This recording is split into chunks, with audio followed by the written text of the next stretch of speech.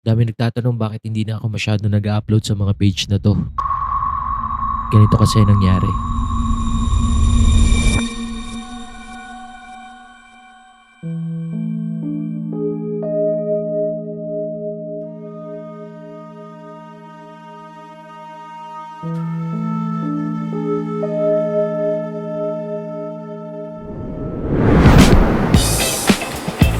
At syempre, dito pa naman ako guys. Hindi pa naman tayo na nawala, no? Tawag dito. Paano ba to? Ayusin yung camera. Ayan, so yung story niyan mga guys.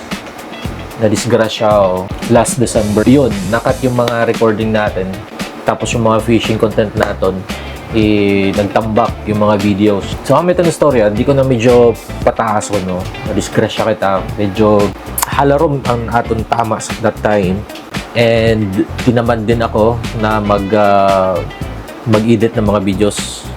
Kaya tumambak yung mga videos natin. And then ngayon, so niya na ginaanam-anam ko na siya edit. And para makabalik na ako, lalo na sa ako si Jigs na page. Grabe, sobrang backlog natin sa to. Kadamo-damo ko inog-edit, siguro mga 50 videos ito, 50 videos na episodes. So, masunod na clip 2 days after sa pagka-disgrasya ko. So, ang content ko yan.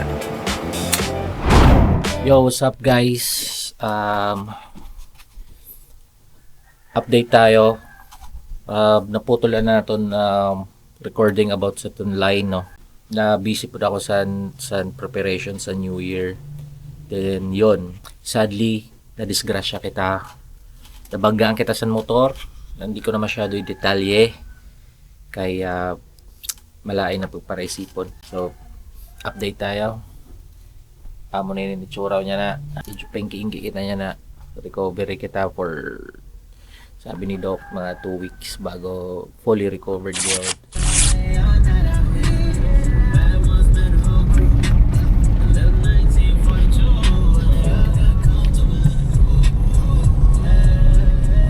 Naman may matugay pa, madam na pa si Uncle Tite.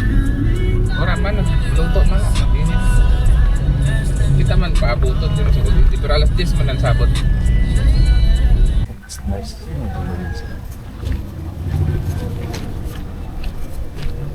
Pag ano yan, mapakita pang ladies. Balik naman po pa. Mapainja! At tayo tanong. Bayan si Besh. Besh na taon.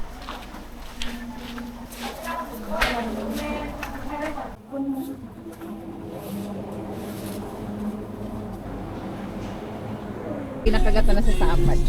Siya damo kan siya kinagtan. Cebu. Pati dide. Okay, di man kita sa bawal naman sulod.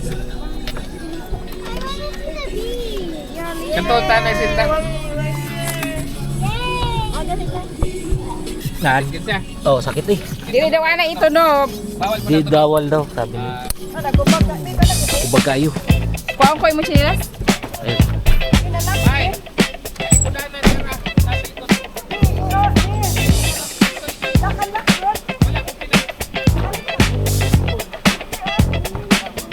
Ah!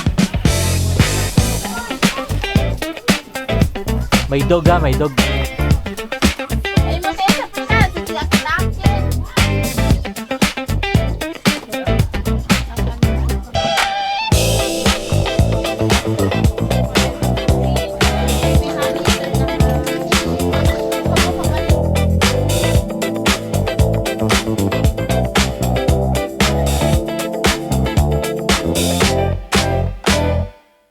May pizza, tiomaram, kalamaram sa tubig. Fry man like to be.